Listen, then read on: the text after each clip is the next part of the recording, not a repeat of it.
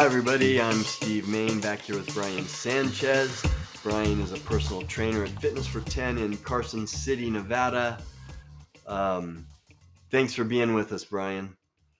Hey, thanks for having me today. I love the opportunity to come out and talk about what we do. We just want to help people, Steve, and get people moving in the right direction. It's fun, and we like to see people get results too. So let's talk about how to fuel your workout. So, should I fast for 24 hours before my workout? Should I eat as much as I can 10 minutes before my workout? Should I eat an hour before? What should I eat? What are some of the things that, common mistakes or common questions that you get as a personal trainer, or things that you might see um, that people do with how to fuel their body and connect that to their workout? You know, again, these are another area or another topic that we get asked a lot about. People always want to know whether or not what they're eating is right for them. Uh, Again, this is another individualized thing, and it really depends on what you're trying to do for your body. I think for the longest period of time, we were all taught before we knew and the information era came and we could get to all of this information through our computers and study for ourselves. Our generations were probably told a lot of the time, you want to be in shape, you got to eat a little bit. Don't eat too much, you're going to overeat. And we developed a mentality of a little bit of calories is the best way to go. You speed that up 30 and 40 years now, and we're taking a different look at this as coaches sometimes based on what we're trying to do with clients. Now, if you're somebody that's in a show, getting ready to compete, you're going to get on stage, you're going to pose, you're going to do things, you're going to have a very different feeling system because you have nutrition coaches, you have trainers, you have got people guiding you the whole way to get to your show so you can win that competition. Those people do a lot of different things. It's always measured, it's always checked. They're working with dietitians. So if you put that to the side, I'm talking about more the normal, everyday person that just wants to do well for themselves. What happens is we have to understand that we all have a resting energy weight, which means a person, let's say 180 pounds, just on average, I'm using a simple theory, I guess, at 180 pounds will need 1,800 calories in a resting state for their day to keep their body well tuned. So 180 pounds, 1,800 calories. But let's flip that switch. Let's just say now that person is a steel worker and that person wants to come in and work out hard and stay strong and they want to do a performance endurance conditioning program because they like running or they want to do bike racing or something to that effect. Well, we're probably going to double that caloric amount because their total energy expenditure on those days, if they're doing a hard, heavy day, they're working the ranch or they're out doing steel work or they're in some kind of grind throughout their 12-hour day and they're putting in a workout, they're going to need way more calories. So that 1,800 calories is now going to become somewhere in the neighborhood of 3,600 calories for their day. A good rule of thumb when you're looking at how to prepare for your workout would be taking that information and taking those ideas is about an hour to 2 hours, maybe 4 hours on the high end before your workout. Consume some calories. Don't be afraid of carbohydrates. Carbohydrates are the energies, all right? Um, but some good quality carbohydrates, some protein, and fuel that about an hour to 2 hours, maybe 4 hours before your workout, then your body will have the energy it needs and you won't be working out in a caloric deficit necessarily to get through your workout. Because what happens is if you burn through all the sugars in your blood right away and you haven't kept your calories up and you come in and you do a moderate to high intensity workout, you can start to get dizzy. You can start to get nauseous. This doesn't mean you're out of shape. This just means your blood pressure's changing. Your body's looking to find a fuel source because your gas tank's empty because there's no sugar in your blood, and it's reaching for those fat pockets trying to get something going over here. You need those calories to stay on your feet so you don't pass out and get sick.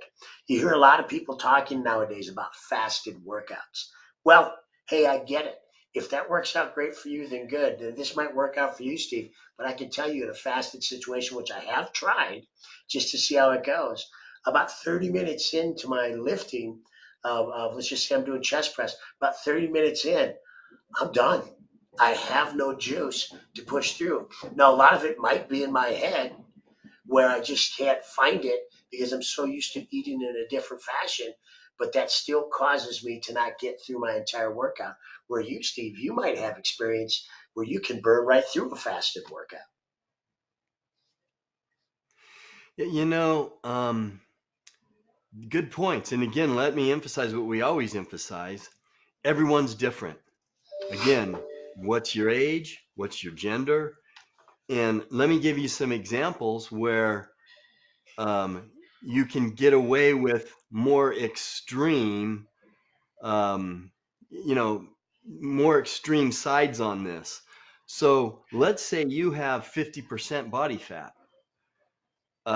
That's different than if you have 10% body fat. Let's Correct. say you can call me older or whatever. I look pretty good for 87, don't I? Wouldn't you say I You look look good for great 87? for 87. So let's just say you're around my age, and I'm not carrying a lot of body fat. Um, so I'm fairly lean for my age. But let's say someone has 50% body fat. That's obese. Guess what? You got enough energy for months on your body. So your body will take that energy, convert it to glucose, and use it. However, if you got 50% body fat, your body's probably not working very efficient, and you're still going to probably run into some, oh, I'm going to pass out here. So again, everyone's different. And what's your age? What's your body composition? All that stuff. So what are your goals? So that matters too. Yeah, the things I do now, if I would have done them 40 years ago, yeah, I would have passed out. And I can do them now, and I feel great. So, um, so how many carbs? How soon am I going to eat before I work out? What do I need? How do I tap into some of that energy that's body fat on my body? Because your body, carbohydrates are not an essential nutrients or not essential nutrient. You don't need them. Your body will make glucose. It needs glucose and it will make it. Am I saying don't eat any carbs? No, I'm saying, like I always say, everyone's different. What are your goals? How much body fat do you have on your body?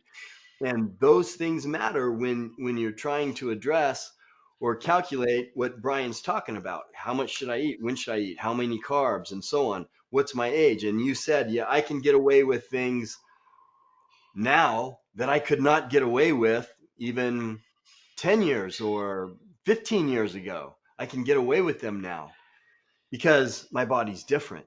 And not everyone's the same as my body either. So again, just like one of our last videos, we were talking about matching your intensity level to your recovery. Now your food comes into play too. How is my body going to fuel this workout? Well, guess what? It's glucose, it's ATP. That's how it's going to do it. So where's it going to get that? Is your body efficient enough to take it from fat stores, or do you need more carbs? You need more fast acting carbs or whatever. Those are things that we got to figure out. So that's what I would add, Brian, is that again, everyone's different.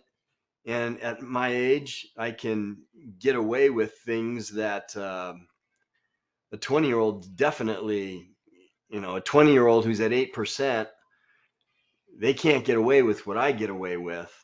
So matching all that intensity level and what I eat before I work out, how soon, how soon after, all that stuff. I'm I got it 75, maybe 80% figured out for me, but that's just for me. And that's a good thing. And and I think it's important too to understand is when I'm talking about preparing your body for your workout or fueling for your workout, we're not talking about getting up in the morning and eating everything you can get your hands on. We're talking about you should be thinking about this the day before. We're talking about loading your body properly so you're balanced. And I think people would be surprised if you walked into our facility, let's say here at Fitness for 10, and you've seen this, Steve. You walk over to the trainers' offices at any of our facilities, I think you would be shocked at just how much food consumption is going on in those break rooms. Because food, a lot of the times people think they have to eat tiny bits and pieces to stay in good condition. Where even our trainers who are getting ready for competition, which we have several in our office, these people are eating nonstop. Now they're on very clean diets, but it would shock the average individual, I think, to see what kind of fueling system they're using. And these guys are half my size when it comes to body weight some of the times, and they're eating way more than me. But that's what they need for those muscles. That's what they need to get it rolling. And it's very impressive to see. So I think you really do have to balance it out and measure it out. And please don't get up because Brian said eat an hour before. Don't get up and eat a chili cheese omelet and biscuits and gravy and come down here and expect that to stay in your tum tum. Not going to happen. We have to make those smart choices. It should be smaller amounts, pre workout, something smart. Yeah, and I see the trainers down there doing that too, and again, if and they just get leaner and leaner and leaner, eating every hour, pounding the food. Well, you know what? If I did that, I'd be in a diabetic coma later in the day. Yeah. My body doesn't work the same. My organs need to rest. Intermittent fasting is works for me now. Did it work 40 years ago? No, I would have passed out. But now my organs get, hey, give us a break, dude. We don't want food every hour. We don't want the insulin spikes, and we don't want to go through this and churn through this energy and burn, burn, burn. Give us my organs are screaming at me, give me a break. Stop eating so many times. So again, that's different. And can't emphasize that enough. So thanks for the input, Brian. Hey, anything we do to help everybody out there, we want to. These are just topics to talk about. We can help you to find what you need. Just ask us. We'll get you to the right people if we don't have the answer. Yeah, and we can ask one of our doctors, one of our trainers. If you have comments, leave them in the comments section below. If you have topics that you want us to cover, or tell us we're full of it, we might be. Uh, so we'd love to get your feedback. And Brian is at Fitness for 10 in Carson City, Nevada. And go down and say hi to him. Brian, thanks for being with us. Always love your input. It's fun. Thanks for the invite. We'll see you at the next one.